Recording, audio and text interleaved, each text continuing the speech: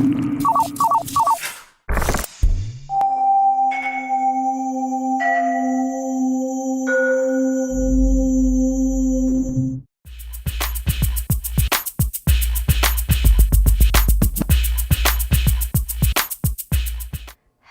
and welcome back to Community Lens, a community service production here of Somerville Media Center. I'm Erica Jones, the Director of Membership and Outreach, and also the Volunteer Coordinator at the Somerville Community Growing Center, which is what we will be talking about today with the ever-fabulous Miss Liza Kitchell.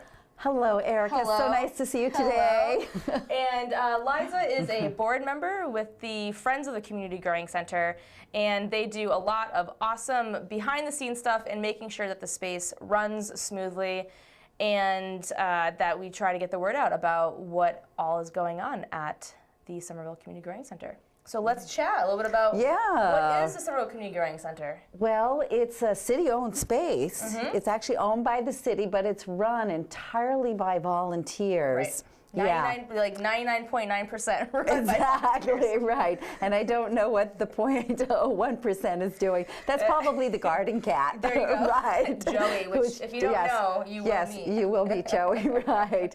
And in case you don't know, we're next to Nunziato Field and the dog park too. We're at 22 Vinyl Ave, just down from the library and the high school. So very centrally located. And in a very important space because as more and more, development's happening in Somerville. It's becoming a hot spot. It is. Established 4 square miles, 80,000 people. Yes. The need for open and green space is critical. It's ever more important, and it's a green space that's for everyone. We maintain it, but it's really for everyone, for the city. All you have to do is take an orientation, and then you can use the space anytime you want. But I have to note that it is unfortunately locked by a gate. This is true because of the pond that exists inside, which is a liability. Right, but the thing is, that's why we program lots of events at the Growing Center, because it's open during events and also Saturday mornings and things like that. And we have some great events coming up in October. Good segue. Yeah. So let's talk about starting with Harvest Fest. Right, Harvest Fest, right. Harvest Fest kind of closes the whole growing season, and 23rd. This is the 23rd one, I believe. It's the 23rd one, right? Yep. Yeah, the Growing Center has been going for 23 years, and so the Harvest Fest is taking place this coming Sunday, kind of during the middle of Honk Festival. If you can steal a few hours away from Honk, it's on Sunday from 2:30 to 4:30 p.m. And it's going to have children's games, it's going to have music, autumn music, a cider demonstration if you've ever wanted to know how to make apple cider. We have an amazing press, so you can make your own cider and then sample it too, maybe take some home. It's divine. Totally. But the best thing of all is this year we have something new. We're going to have a guest food artist, Dane Foodie, who's going to be showing us how to pickle all the wonderful things you grew this summer. Yes! And who is this fantastic pickle person? It's a sauerkraut demo, and Sharon Spivak is a dear friend of mine, and has been, I wouldn't say commissioned, but she's been invited to different places like the Boston Public Market to help lend a hand in doing some demonstrations around the easy nature and demystifying the intimidation of pickling, of making sauerkraut essentially. So. Red Fire Farm will be donating some cabbage. Oh, nice. And we encourage people to bring your own mason jars. And Sharon will be, sharing her enthusiasm as a sauerkraut person. Wow. And lately, kind of in food health news, I know pickling, eating pickled food is really healthy. Probiotics, exactly. Yes, they got to get into pickling. Awesome. So that's this Sunday, Harvest Fest, 2:30 to 4:30. Right, exactly. A lot going on. And then just family friendly, of course, as always. Everything is. Yeah.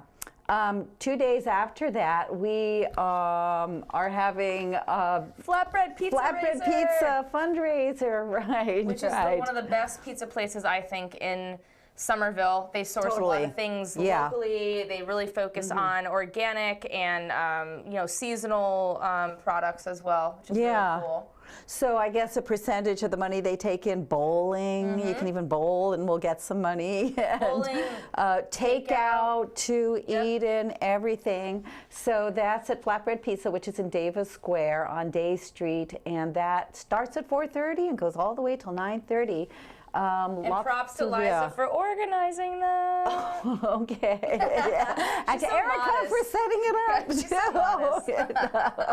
And what better way than to potentially bowl and eat pizza and help support one of the most awesome green spaces in Somerville. Yeah. So. And sometimes people say, you know, is this like a community garden? Right. It is a community garden, but it's not like everybody has their own plot and grows their own food. We say that we grow community at the Community Growing Center.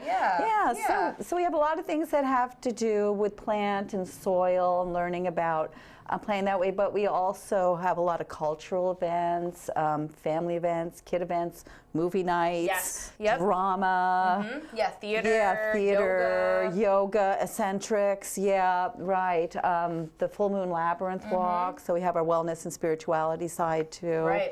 Many faceted.